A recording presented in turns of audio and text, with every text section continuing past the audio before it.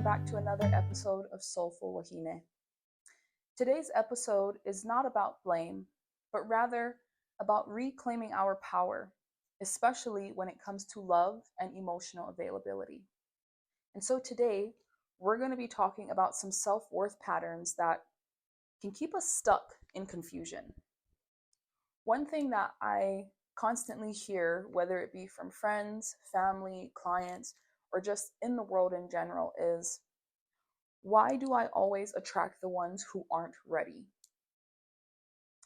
But maybe a better question to ask ourselves is why do I keep choosing the ones who aren't ready and calling it love? And let's be honest, these patterns, they're not bad luck, you know. Um, it's a pattern that is rooted in survival.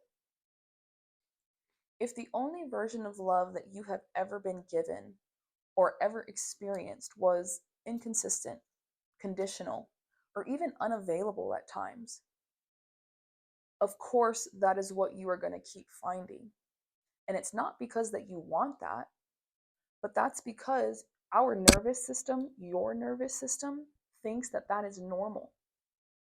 And so it's seeking out what is familiar to us. And here's a truth that I want to throw out there that no one wants to say out loud. You're not attracting emotionally unavailable people. You are entertaining them. You are chasing clarity from people who constantly leave you confused. And you are investing your energy and your time into people who breadcrumb you just enough to keep you around. And I'm saying all of these things with love, sis, because hell, I've experienced it myself. I've been here before. I've done these things. And that is why I'm saying there is no judgment, there is no shame. Okay? We are having an open conversation today about our own patterns and honestly how we play a role in these dynamics that we find ourselves in. And healing begins when we stop calling dysfunction fate and we start calling it for what it truly is, a wound that is searching and looking for familiarity. And I want to clarify, that is not passion, okay? That is your nervous system in survival mode. Because we do not heal by calling chaos chemistry, okay? We heal by learning what safe love looks and feels like. When inconsistency is all that you have ever known or you have ever been given, unavailable people will feel very familiar. That will feel like home. And I want to throw out there, familiar does not mean safe. Just because we are familiar with something does not mean that that something is actually good for us. And when it comes to the topic of self-love, I always want to throw out there that self-love isn't always easy to practice and it's not always soft. Meaning, in the context of this topic, self-love can look like blocking that person's number even though it hurts really bad. It can be choosing to be alone rather than being confused in a connection. And self-love is when we say no to things that our old self would have begged to have, would have begged to stay in. Self-love is when we hold our own hand, especially when we find ourselves reaching out for people who constantly let it go. It's giving yourself the love that you are constantly seeking in others. And that's not cold, that's clarity. And we deserve clarity. So let's be real. Just like I have, many of us have normalized receiving scraps, receiving breadcrumbs, because that is literally all that we have ever been handed before. Okay? But the thing is, sis, you were never meant to beg for the bare minimum. Ever. You were never meant to settle for the bare minimum. You deserve to be chosen the first time around. okay? Not when that person is ready for you, not when he or she wants to come around the third, fourth, or fifth time. No, you deserve to be chosen the first time around. You deserve to feel emotionally safe and not anxious in your connections. You deserve to stop having to prove that you are worthy of love. Because here's the thing, you're not asking for too much. You are finally realizing that it is okay for you to ask for what you need. And that is beautiful. Again, this episode is not about beating ourselves up. This episode is not about judging ourselves or shaming ourselves. No, it's about turning inwards and really looking at how do we show up in our connections, especially romantic ones. What role am I playing in all of this dysfunction, in all of this chaos? Because I hate to say it, sis, you do have a role in all of this. Okay? And I know that a lot of the things that I'm saying today might feel very ouchy, might feel very personal. And I just invite you to sit with that discomfort and get curious about it. Why is this topic hitting such a nerve for me? Why is this so painful for me to talk about or for me to hear about? Okay? Another thing is I want you guys to ask yourself, why do I keep letting people stay even if they are not fully choosing me? That's something for all of us to reflect on. Because the thing is, sis, accountability is how we begin to take our power back. When we hold ourselves accountable, when we look inward and we look at our behaviors that are contributing to the chaos, to the dysfunction, and we hold ourselves accountable for it, that is where we begin to take our power back. Because we recognize, at least for most of us, we recognize that this chaos, this dysfunction is not what we want, but rather it was something that was familiar to us. I'm going to throw out some questions and I just want you all to reflect on these. Do I chase people who give me mixed signals because it feels exciting? Or because I'm afraid of stillness? Do I equate hard love with real love? What feels uncomfortable about being truly seen and emotionally safe? Your nervous system is not trying to sabotage you. It's really just trying to survive from something that it never got to fully heal from. Some new self standards that I just want to throw out there for all of us, because you have spent way too much time molding yourself to be palatable. You have spent too much time being quiet, trying to be the chill girlfriend, trying to be too accommodating. And I just want to throw out there, ladies, being the chill girlfriend never works. I only say that because that's my experience. However, at the same time, I've met other girls, other women who have told me that they tried the whole chill girlfriend approach. And yeah, no, it does not work. Okay? Because here's the thing, we were never meant to be small. We were never meant to have to perform. Okay? And when I say, the chill girlfriend, a lot of times, at least in my experience, because I can speak on that, when I say being the chill girlfriend, I mean, I would never really raise issues. I kind of would act like a doormat and would just let people kind of do whatever. And I would go along with it because I never wanted to nag, or I never wanted to be like that girlfriend that complained or didn't let her boyfriend do things. Yeah, learned very quickly that is exactly how I got taken advantage of. And so, at least in my experience, being the chill girlfriend did not work.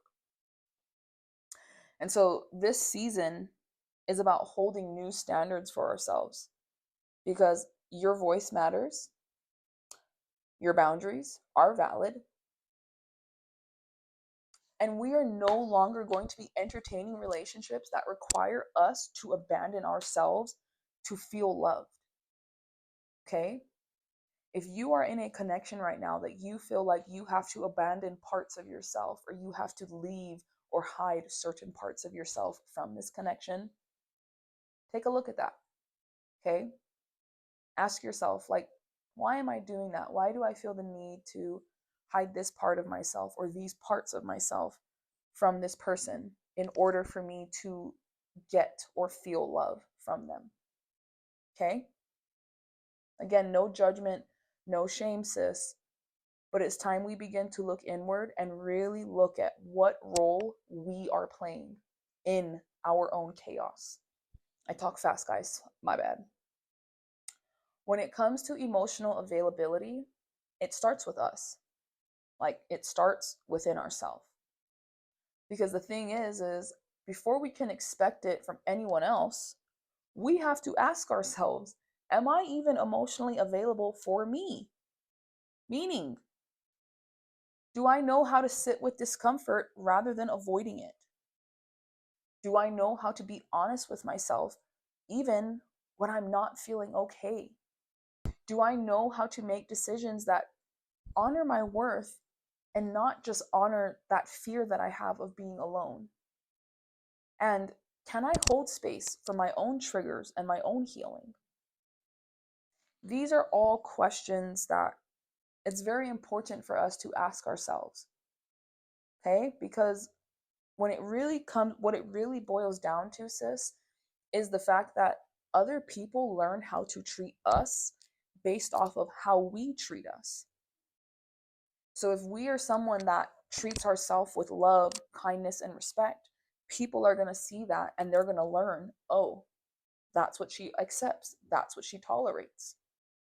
I want to throw out there that you are not too sensitive for wanting to experience more depth. You are not too hard to love. Because honestly, you've just been loving people who don't know how to meet you there. And that's not your fault. Okay? And for me, one thing that I truly find beautiful is the fact that so many of us still have the heart to get out there and try again.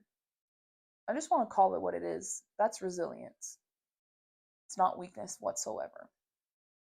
When it comes to our nervous system, when we begin to heal our nervous system, our standards begin to shift.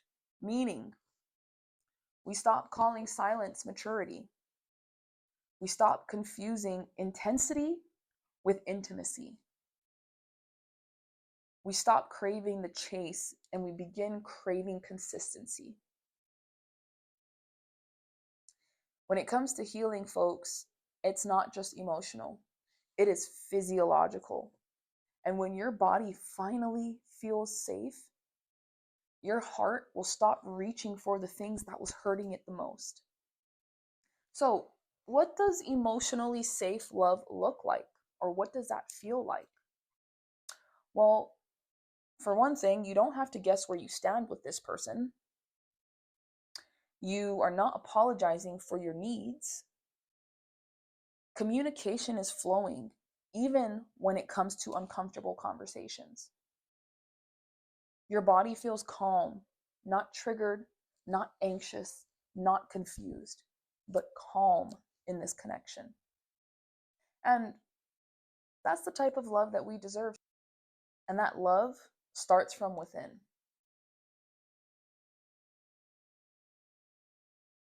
I just want to say that this time around, we are going to be choosing better for ourselves for the simple fact that we deserve better. Some journal prompts that I want to give you folks to try out later on tonight. Okay? First question is, when did I first associate love with struggle? What parts of me believe that I have to work in order to be loved? What kind of love do I crave? And am I willing to wait for it? Where have I ignored my own intuition in relationships and why?